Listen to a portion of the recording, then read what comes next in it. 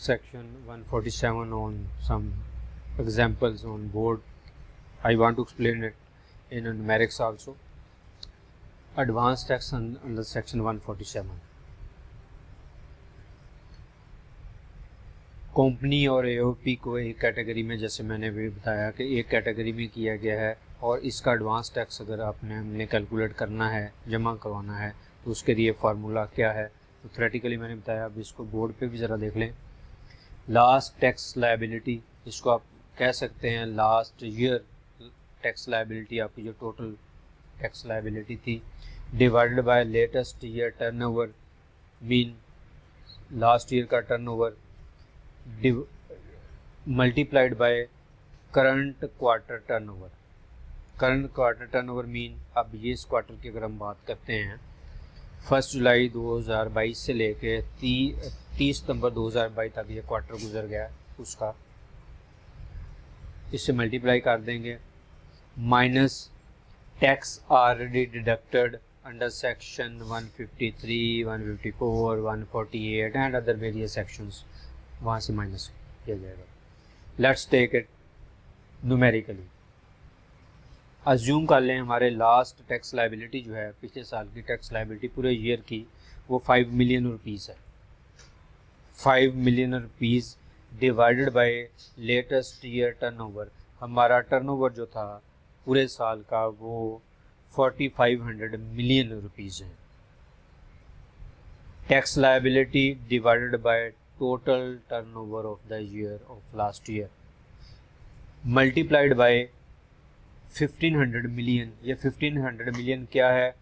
Current quarter का turnover है, ये करंट क्वार्टर टर्नओवर। इसको इस पर डिवाइड करें, इससे मल्टीप्लाई करें, ये 1.666 मिलियन ये टैक्स लायबिलिटी हमारी निकलती है, जो हमने इस क्वार्टर की पे करनी है tax liability.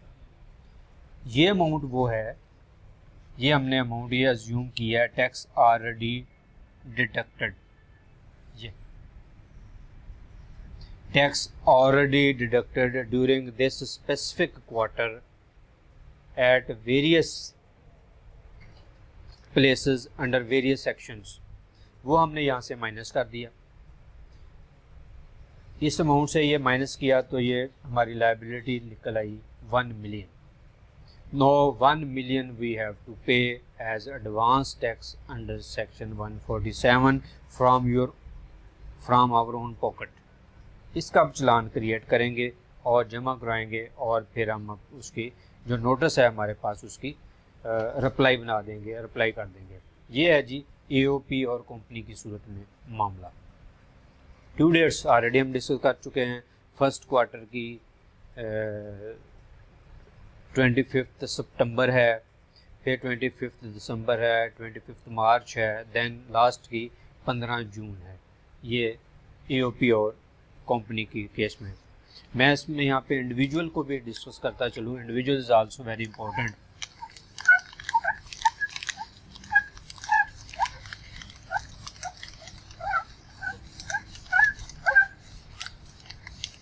In case of individual, what are we are going to do?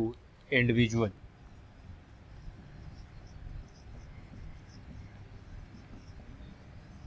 Individual के केस में हमने एडवांस टैक्स किस सूरत में एप्लीकेबल है?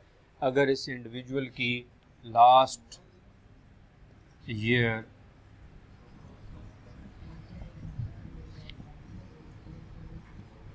Taxable income exceeds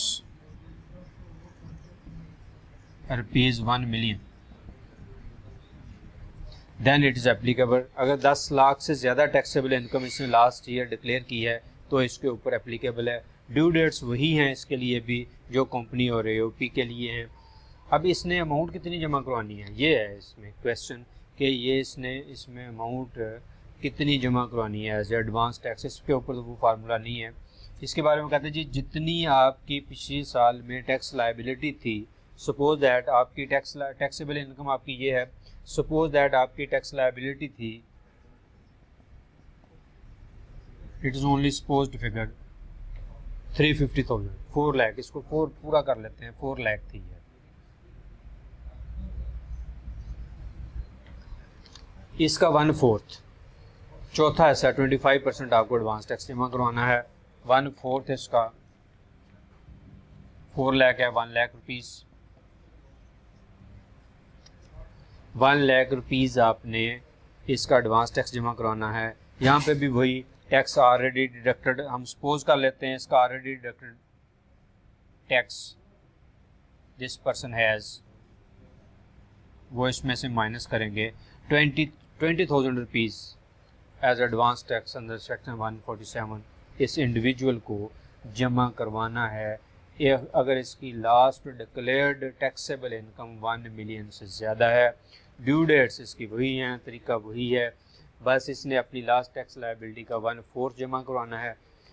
first quarter में, सेकंड में, थर्ड में करवाना है, फोर्थ क्वार्टर में भी करवाना है। तो जो अमाउंट एक्सेस हो जाएगी या कम हो जाएगी उसके लिए एस्टिमेशन की इजाज़त है, एस्टिमेशन की जाती है लास्ट क्वार्टर की, और फिर उस हिसाब से लास्ट क्वार्टर को एडजस्ट किया जाता है कि अमाउंट इतनी जमा करवानी है, कम जमा करवानी है। ये है जी सेक्शन 147, ये वो अमाउंट्स हैं जो हमने जमा करवानी होती है। कुछ लोग इसको मिक्स कर लेते हैं, टैक्स विद हेल्ड और एडवांस टैक्स को, और टैक्स विद हेल्ड को एडवांस टैक्स कहते हैं। टैक्स विद हेल्ड जो है हमारा वो एडवांस टैक्स, वो भी एडवांस टैक्स है, एडजस्टेबल होता है। लेकिन ये इसका सेक्शन एडवांस टैक्स का 147 बिल्कुल अलहदा से है, इसकी बिल्कुल ट्रीटमेंट अलहदा से है, इसकी रिक्वायरमेंट्स बिल्कुल अलहदा से हैं, और ये एक जगह पे जाकर मिक्स होते हैं, वो मैंने आपको बता दिया।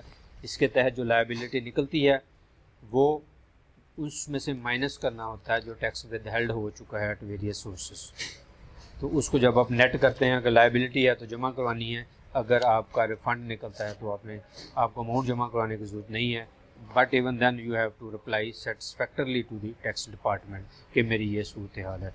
आई hope you have all understood about what I said about this section. It is very important section. All the colleagues who are in tax practice, all the students who are following must know all the provisions of this section. It is very important. If you have any query about the section and any point, I can further explain it. Thank you for the watching. Take care. Allah Hafiz.